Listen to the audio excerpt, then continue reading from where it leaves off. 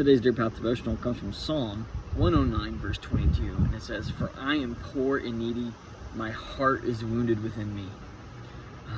Psalm 109 is a prayer that's very intense. It's a person dealing with enemy and adversaries that are coming at them, and they just feel overwhelmed, defeated, small, and weak. And so when you read this prayer, it's very intense. They're very real with their emotions. They're very real with what's going on in their life and who they're up against. And so the verse 22,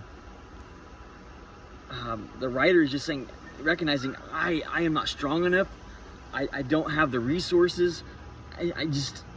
My heart is broken and crippled by what's before me.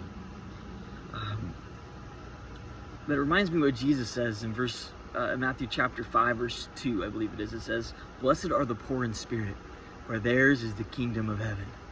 You see, the kingdom of heaven doesn't belong to those who are prideful and puffed up and mighty. It belongs to those who recognize how weak they are and how desperately they need God's help.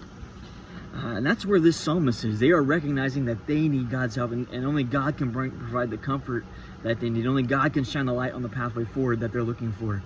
And that can be that should be a comfort and encouragement to us. We don't have to be strong. We don't have to be mighty. No.